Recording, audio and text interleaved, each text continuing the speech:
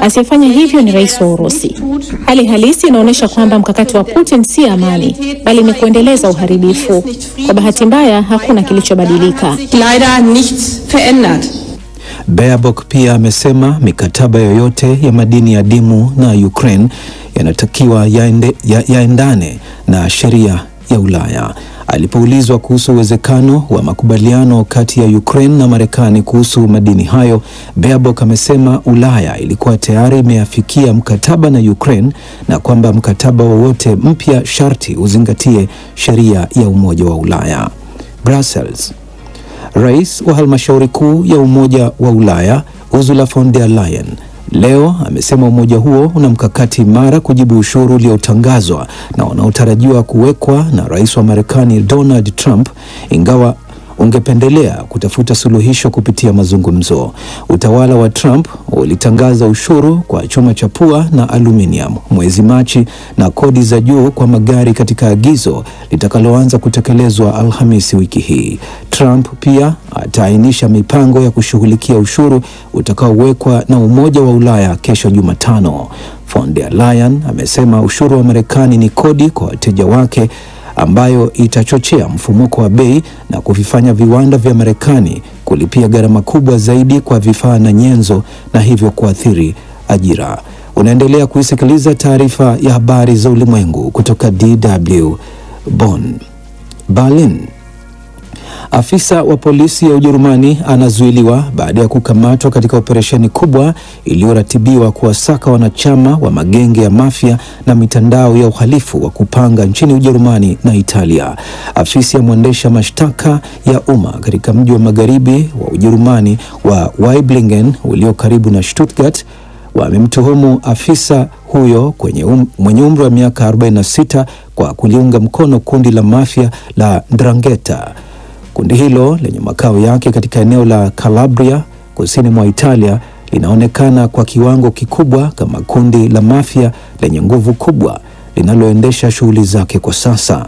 Watu kiasi 29 wamekamatwa katika operesheni ya leo. Paris. Mkuu wa chama cha mrengo mkali wa kulia nchini Ufaransa cha National Rally, Jordan Bardella, amewatolea wito wa Faransa waandamane kupinga hukumu ya kumpiga marufuku Marine Le Pen asigombee nafasi ya afisi ya umma kwa miaka 5 baada ya kupatikana na hatia ya ubadhirifu wa fedha za Umoja wa Ulaya. Bardella alitoa taarifa chache kuhusu maandamano hayo, mbali na kusema watagawa vipeperushi na kufanyika mikutano kila mahali nchini Ufaransa. Hukumu ya jana Jumatatu ni pigo kwa Le Pen, kiongozi wa muda mrefu wa chama cha National Rally ambaye amekuwa mbele katika kura za maoni kuelekea uchaguzi wa rais mwaka 2027. London. Waziri wa mambo ya ndani wa Ujerumani Nancy Faeser leo amesema serikali ya mseto imefanya kazi nzuri kuhusu uhamiaji, huku kukiwa na shinikizo la kisiasa kwa vyama vikubwa vya siasa kudhibiti idadi ya wahamiaji wanaoingia. Akizungumza katika mkutano kuhusu uhamiaji haramu uliowakusanya wajumbe kutoka nchi 40 jijini London, Uingereza, waziri huyo alihimiza kupunguza malumbano katika mdahalo kuhusu sera ya uhamiaji na uombaji hifadhi ya siku za usoni, akiongeza kwamba changamoto hazitatatuliwa kwa tabia ya kupotosha na hila. Mwisho wa habari za ulimwengu. DW Dunia Yetu leo jioni.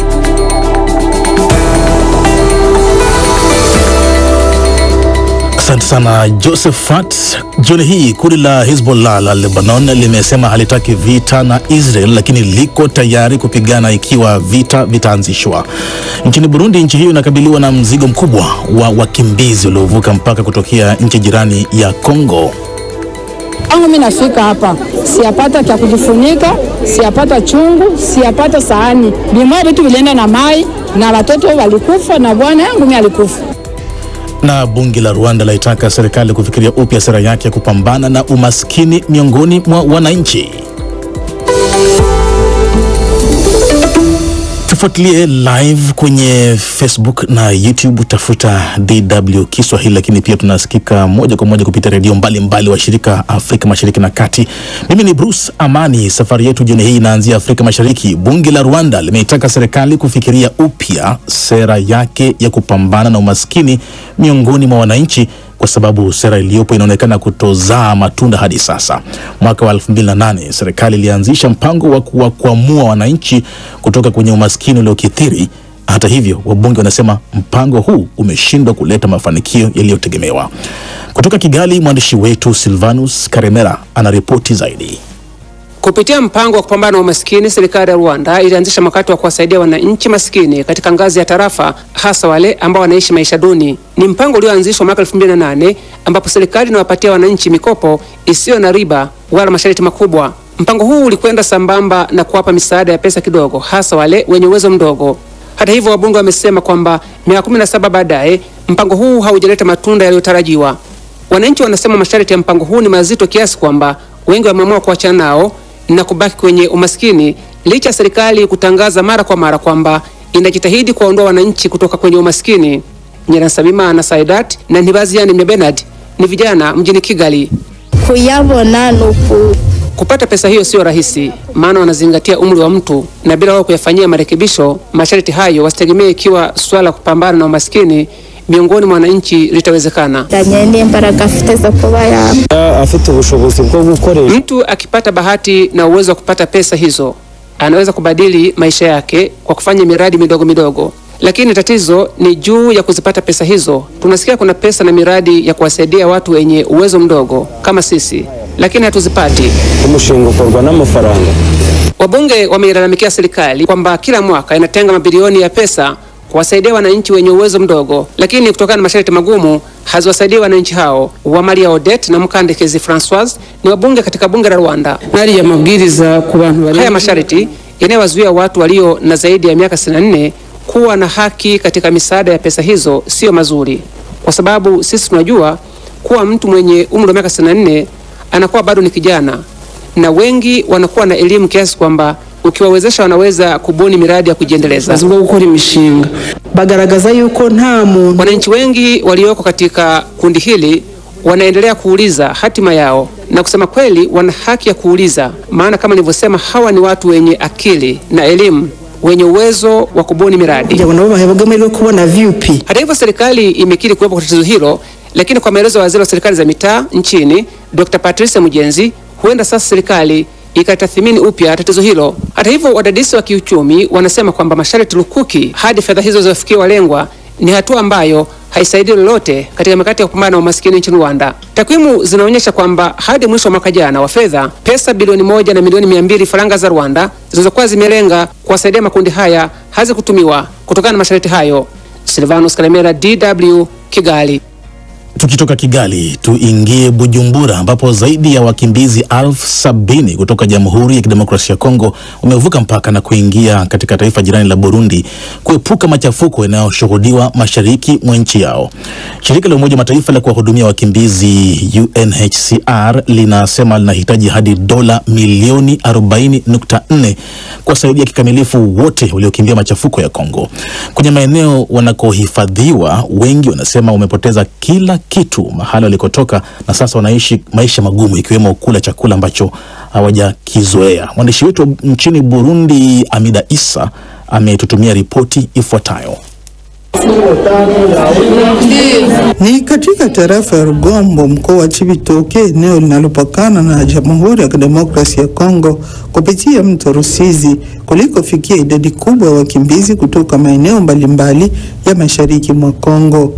Kambi kadhaa zimeundwa katika tarafa hiyo ya Rugombo, ikiwa ni pamoja na kwenye uwanja wa michezo wa hapo Rugombo, kwenye shule ya upili ya Ecofo Rugombo na kwenye shule ya tarafa.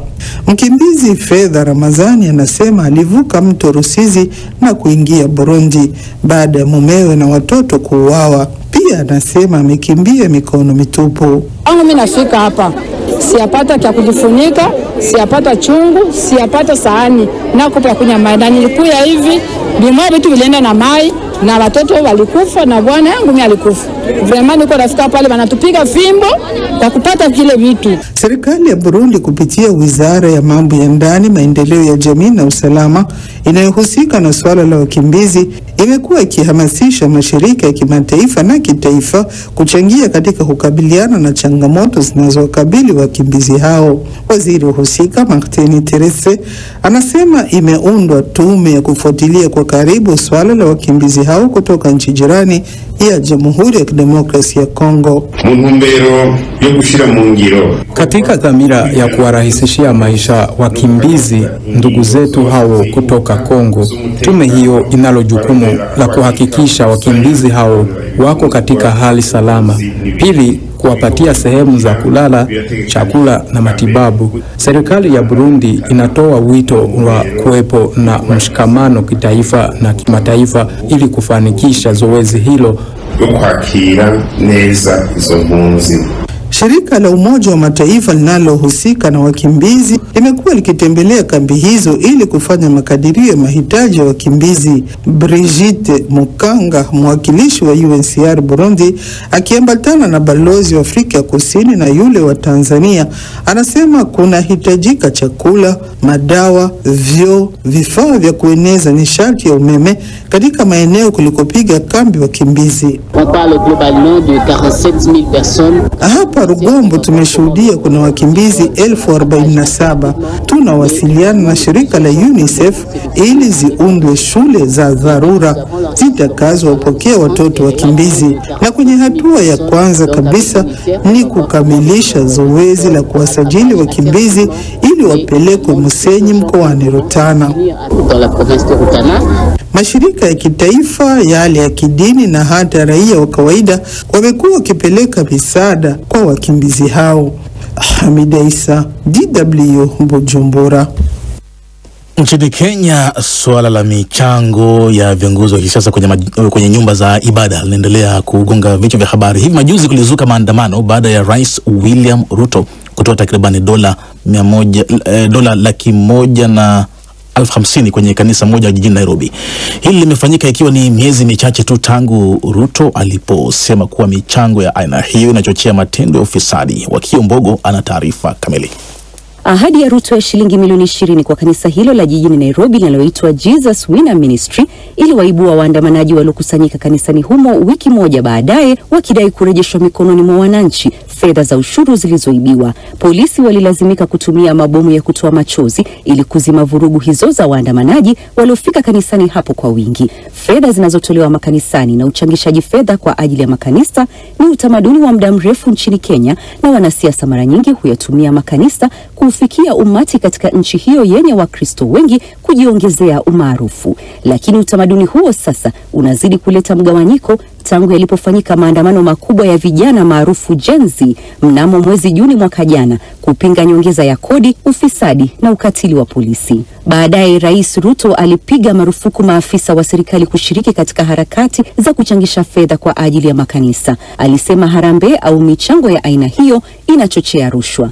Lakini sasa yote yanaonekana kusahaulika. Wakati polisi walipokuwa wakiwarushia vitoa machozi vijana nje ya kanisa la Jesus Winner Ministry, Rais Ruto alikuwa katika kanisa lingine mjini Eldoret akitoa kitita kingine cha fedha kiasi cha shilingi milioni 20 na kuahidi kuchangisha shilingi milioni 100 zaidi kwa ajili ya kanisa hilo. Rais wa Kenya amewapuuza wanaokosoa michango kwa ajili ya makanisa aliowaita watu wasiomwamini Mungu. Msemaji wa kitengo cha mawasiliano ya Rais, Emmanuel Talam, amesema michango hiyo ni fedha binafsi za Rais Ruto, ingawa wengi wana mashaka na hilo. Mwabili Magodi, mmoja wa waandamanaji wa vuguvugu la Occupy Church ambalo linalenga kuzitenganisha nyumba za ibada na siasa, anahoji zinakotoka fedha hizo. Kwenye chapisho lake katika mtandao wa X, amesema anapigania kulikomboa kanisa kutoka kwenye ufisadi wa kisiasa nchini Kenya. Lazima tukashifu hatua ambayo kanisa imechukua. Imeleta majambazi na majangili ndani ya kanisa ambao walihusika kuchukua vijana wenzetu hawa na kuwapiga ndani ya kanisa. Kwa hivyo ni jambo la kuhuzunisha, lakini nataka kuambia taifa kwamba hatutaogopa. Wawezi iba pesa za wananchi alafu nenda kula na makasisi kanisani. Hayo tumekataa. Vuguvugu hilo lilishika kasi mwaka jana baada ya makanisa kunyamaza kimya wakati wa maandamano. Wakosoaji wanaishutumu serikali kwa kuelekeza fedha za umma makanisani kinyume cha sheria ili kuwavutia wapiga kura, na pia wanahofia kuwa michango hiyo inaweza kutumika kwenye shughuli za utakatishaji fedha. Wahubiri hatimaye walilazimika kuvunja ukimya huo baada ya wanaharakati kupanga maandamano wakati wa ibada jijini Nairobi. Baadhi ya makasisi wanaotetea mchango wa Ruto na wanaouita wazo la Mungu. DW tunavuma kwa kishindo.